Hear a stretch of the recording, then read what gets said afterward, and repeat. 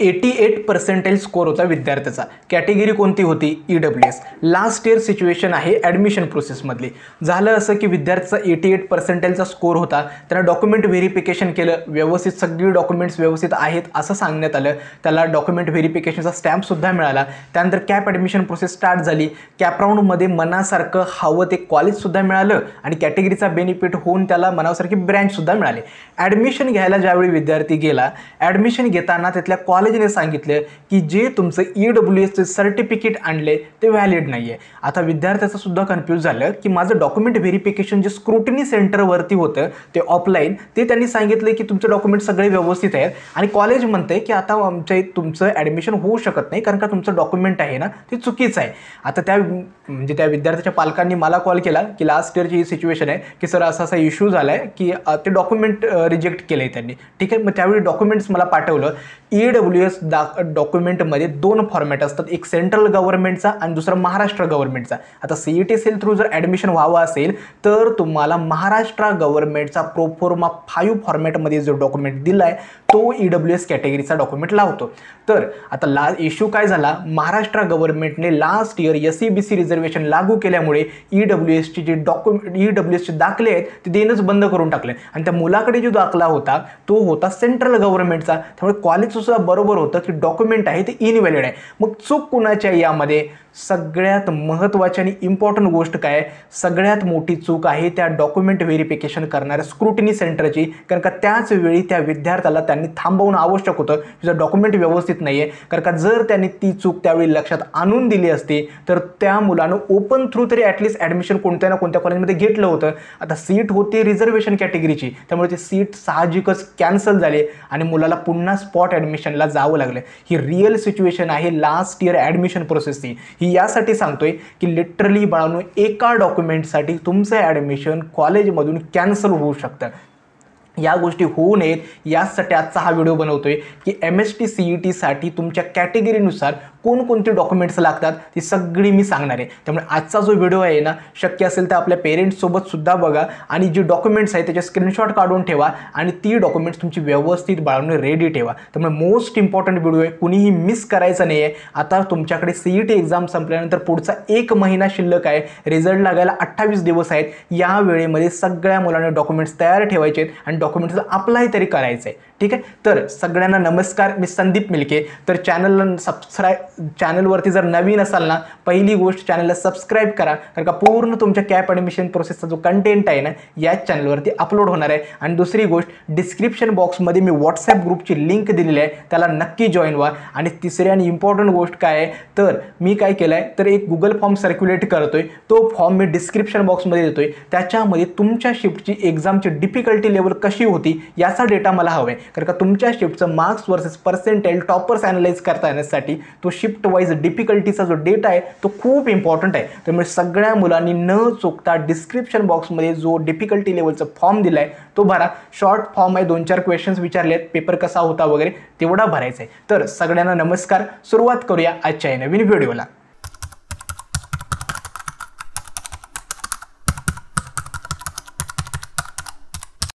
MST CET cap admission प्रोसेसमध्ये अशी काही डॉक्युमेंट्स आहेत जी सगळ्या मुलांना लागतात। आता ही जी डॉक्युमेंट्स मी तुम्हाला सांगतोय ही डॉक्युमेंट्स सुरुवातीला सगळ्या मुलांना कंपल्सरी लागणार, भलेही तुमची कॅटेगरी कोणती असेल। कोणकोणते डॉक्युमेंट्स आहेत तर 10वीचा रिझल्ट, 10चं तुमचं जे मार्कशीट असणार आहे ते लागणार आहे। त्यानंतर 12चा जो रिझल्ट आता डिक्लेअर होईल ना तो 12चा रिझल्ट लागणार आहे। त्यानंतर 12चं लिव्हिंग सर्टिफिकेटसुद्धा लागणार आहे। ठीक आहे, त्यामुळे जी LC आहे तुमची ती तुमचं आता रिझल्ट डिक्लेअर झाल्यानंतर कॉलेजमधून कलेक्ट करायचं आहे। चौथा आणि इम्पॉर्टंट डॉक्युमेंट काय तर डोमिसाईल सर्टिफिकेट। डोमिसाईल सर्टिफिकेट स्टुडंटचं असेल किंवा पेरेंट्सचं असेल तरी चालू शकतं। त्या डोमिसाईल सर्टिफिकेट महाराष्ट्र गव्हर्नमेंटचं असणं गरजेचं आहे आणि ते करंट इयरचं म्हणजे या वर्षीचं असावं याची तुम्ही काळजी घ्या।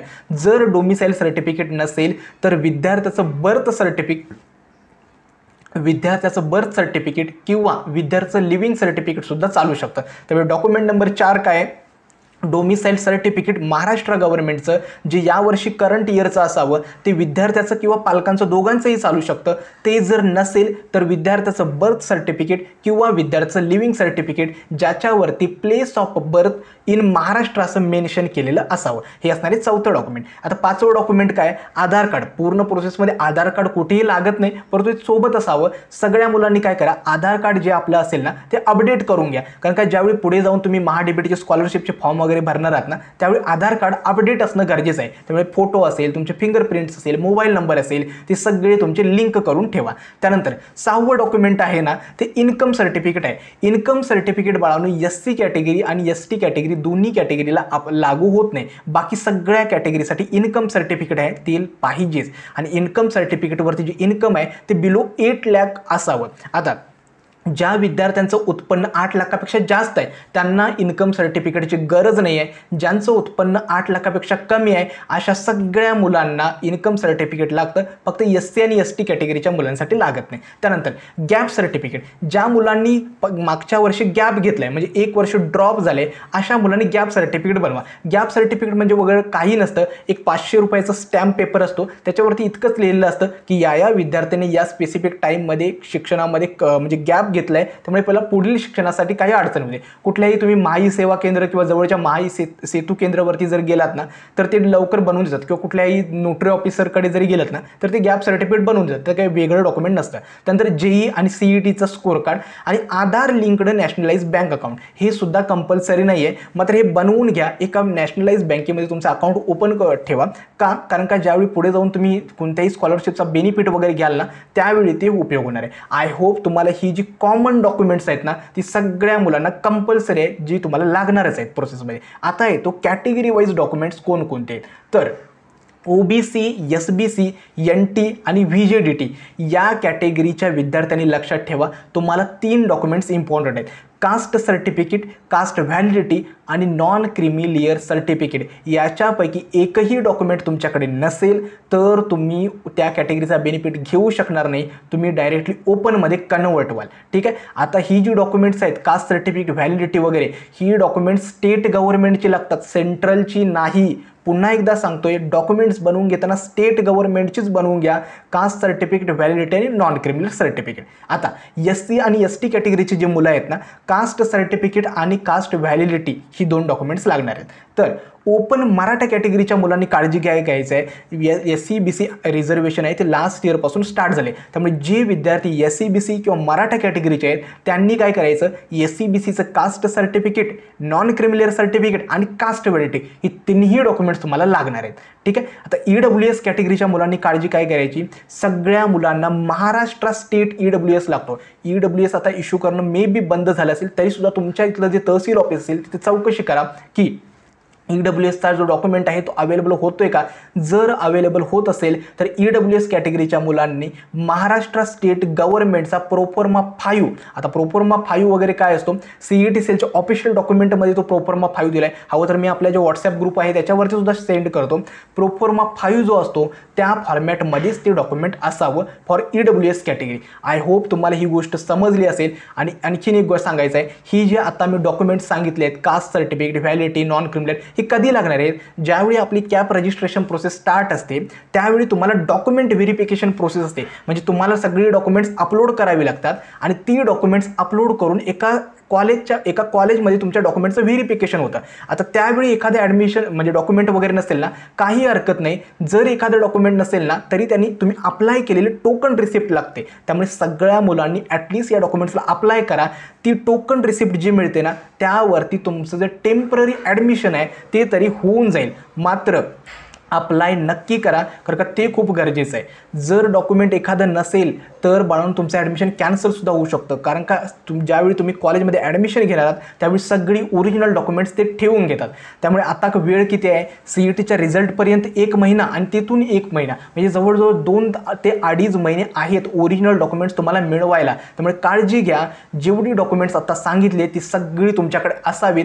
कॅप रजिस्ट्रेशनवेळी एखादं डॉक्युमेंट नसेल चालेल, त्याच्या टोकन रिसिप्टवरती तुमचं रजिस्ट्रेशन आणि डॉक्युमेंट व्हेरिफिकेशन आहे ते कंप्लीट होऊन जाईल. मात्र बाकीचे डॉक्युमेंट्स मात्र सगळी व्यवस्थित ओरिजिनल कशी लवकरात लवकर मिळवता येईल ना याच्यासाठी काळजी घ्या. काही काही ठिकाणी काय होतं माहीत आहे, तर तुम्हाला कास्ट सर्टिफिकेट किंवा व्हॅलिडिटी बनवायला खूप वेळ लागतो. मग त्यावेळी एजंट्स वगैरे आहेत 5,000 8,000 रुपये चार्जेस वगैरे करतात. मग या गोष्टींच्या मागे लागण्यासाठी जो जेन्युअन आहे ना आपल्याकडे एक 2,000 किंवा 1,000 मध्ये ते बनवून जातं. त्यामुळे वेळ लागला तरी चालेल, परंतु व्यवस्थित ते डॉक्युमेंट्स बनवून घ्या. आता जे मायनॉरिटी स्टुडंट आहेत, मायनॉरिटीमध्ये 2 येतात, लिंग्विस्टिक आणि रिलिजियस. मायनॉरिटी विद्यार्थ्यांसाठी लक्षात ठेवा, तुमचं जे लिव्हिंग सर्टिफिकेट आहे त्याच्यावरती मदर टंग जी तुमची आहे ती मेन्शन असायला हवी. जर मायनॉरिटी, तर मायनॉरिटी कुठल्या आहेत, हिंदी आहे, सिंधी आहे, गुजराती आहे, तमिळ मायनॉरिटी आहे किंवा मुस्लिम कम्युनिटी मायनॉरिटी आहे. या ज्या मायनॉरिटी आहेत त्या तुमच्या लिव्हिंग सर्टिफिकेटवरती बनवावे लागतात किंवा तहसीलदार ऑफिसमधून तुमचं जे मायनॉरिटी सर्टिफिकेट आहे ते तुम्ही स्पेसिफिकली बनवून घ्यावं लागतं. आय होप तुम्हाला जे डॉक्युमेंट्स कोणकोणते आहेत ना ती समजली असेल. सगळ्या मुलांनी डॉक्युमेंट्स वगैरे तयार ठेवा. शेवटी सांगायचं आहे, आमची जी पर्सनल काउन्सिलिंग बॅच आहे ती लवकरच येत्या 2 दिवसांमध्ये स्टार्ट होते. एक तर पर्सनल काउन्सिलिंग बॅचमध्ये काय काय प्रोव्हाइड करणार, पहिलं आणि सगळ्यात इम्पॉर्टंट म्हणजे काय तर डाऊट सपोर्ट. कोणत्याही स्टेजला तुमचं ॲडमिशन प्रोसेस होईपर्यंत काही डाऊट आला रिगार्डिंग कॉलेज कुठलं हवं आहे, त्यानंतर कॉलेजची रँकिंग कशी हवे, कोणत्याही स्टेजला काही डाऊट वगैरे असेल ना डायरेक्टली कॉल्सवर किंवा व्हॉट्सॲपवर तुम्ही आम्हाला विचारू शकता. दुसरं असतं ते म्हणजे काय पर्सनलाइज कॉलेज लिस्ट. तुमचं पर्सेंटाईल कॅटेगरी, तुम्हाला कॉलेज ब्रँच कुठे हवे त्यानुसार प्रत्येक विद्यार्थी एक सेपरेट कॉलेज लिस्ट आम्ही बनवून देतो. तिसरं आहे ती म्हणजे काय लाईव्ह सेशन. जशा CETच्या स्टेजेस येतात ना, कॅप रजिस्ट्रेशन, डॉक्युमेंट व्हेरिफिकेशन, त्यांचं ऑप्शन फॉर्म फिलिंग, त्यानंतर लाईव्ह सेशन्समध्ये फॉर्म वगैरे कसे भरायचे यामध्ये गाईड केले जातं. आणि चौथं असतं ते म्हणजे काय तुमची स्पॉट ॲडमिशन्स आणि इन्स्टिट्यूट लेवल सीट्स, म्हणजे कोणत्या कॉलेजमध्ये या सीट्स ओपन आहे, तुम्हाला अप्लाय करायचं आहे की नाही, स्पेसिफिक टार्गेट्स काय ठेवायचे, या सगळ्या गोष्टींबद्दल गाईड केलं जातं. मला वाटतं उद्या किंवा 2 दिवसांमध्ये ते रजिस्ट्रेशन स्टार्ट होतील. लिमिटेड सीट असतात, ज्या मुलांना एनरोल करायचं आहे ना नक्की एनरोल करा. आय होप तुम्हाला आजचा हा व्हिडिओ समजला असेल. कोणत्याही नवीन टॉपिकवरती व्हिडिओ असेल ना ते देखील मला सांगा. आजचा हा व्हिडिओ मी येथेच थांबवतो. धन्यवाद.